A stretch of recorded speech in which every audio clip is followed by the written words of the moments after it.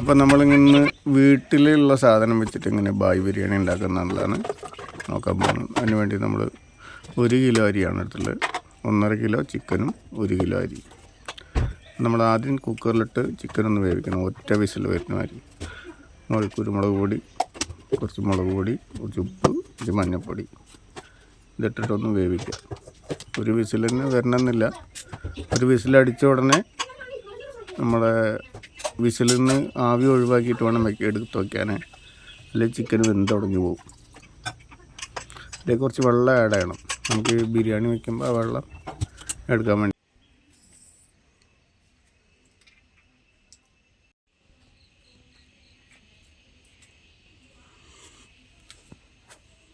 എന്താ പണി? എന്താ പണി? എന്താ പണി? എന്താ എന്താ എന്താ കാണിക്കണേ? അതവിടെ വെക്ക്. 1 കിലോ അരിക്ക് 150 ml എണ്ണയാണ് വയ്ക്കുക. Gold winner 150 ml. അതിൽ കുറച്ച് ഏലക്ക, പച്ചമുളക്, പച്ചമുളക് പൊട്ടണ വരെ വയ്ക്കുക. ഒരു ഉള്ളി, ഒരു 3 ഉള്ളി, ഒരു 3 തക്കാളി എടുക്കണം. അതിലേക്ക് മല്ലിച്ചപ്പും പുതിനയും കൂടി ഇടുന്നുണ്ട്. ചെറുനാരങ്ങേൻ്റെ ഒരു 1/2 പീസ് ഇട്ടിട്ടുണ്ട്.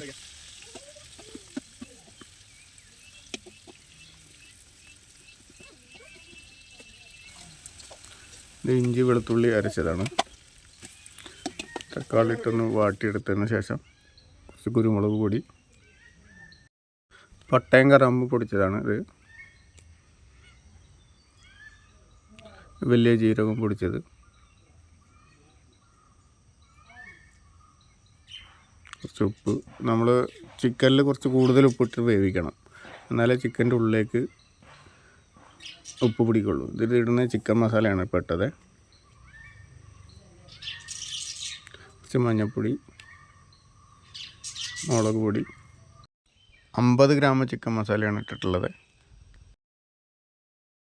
നമ്മുടെ ചിക്കൻ റെഡി ആയതിൻ്റെ വെള്ളമാണ് ഒഴിച്ചത്, കുക്കറിലുള്ള വെള്ളം. ബാക്കിയുള്ള ചിക്കനും കൂടി ഇടുക. 1 കിലോ അരിക്ക് 2 കപ്പ്. എത്രയാണോ അരി ഉള്ളത് അതിൻ്റെ ഇരട്ടിയാണ് വെള്ളം ഒഴിക്കുന്നത്. ഈ കപ്പിന് ഒരു ഫുൾ കപ്പ് വെള്ളം അരി ഉണ്ടായിരുന്നു. അതിലേക്ക് അരപ്പാത്രം വെള്ളം നമ്മൾ ആദ്യം തന്നെ അവിടെ ഉണ്ട്. അതുകൊണ്ട് 1.5 പാത്രം വെള്ളമാണ് ഒഴിച്ചിട്ടുള്ളത്.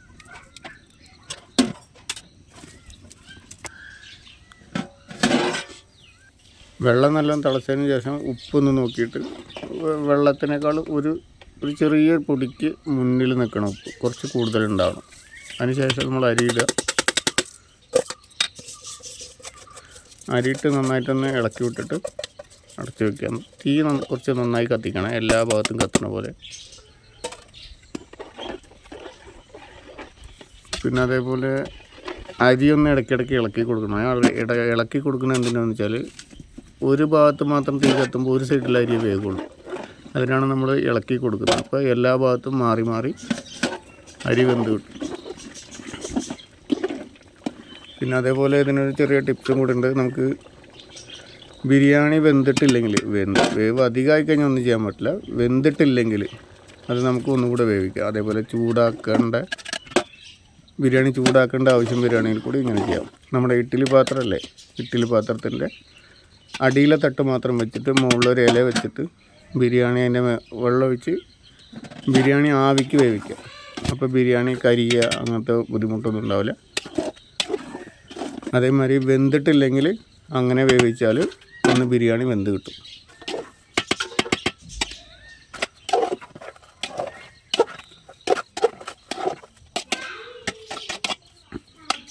ഇപ്പോൾ നമ്മുടെ ബിരിയാണി റെഡിയാണ്. ദമ്മിടാൻ പോവുകയാണ്. വീട്ടിലെ ബായ് ബിരിയാണി കേട്ടോ. ഇതിലേക്ക് നിങ്ങൾക്ക് വേണമെങ്കിൽ ഇതിലിഞ്ഞും കുറേ സാധനങ്ങൾ ആഡ് ചെയ്യാനുണ്ട്.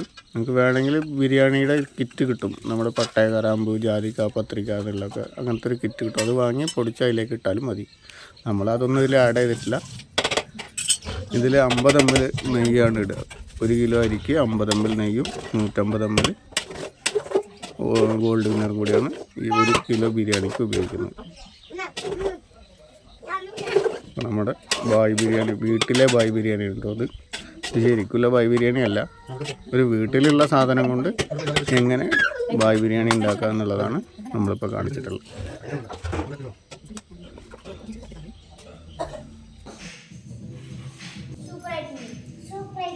തിന്ന് നോക്കി ആദ്യം.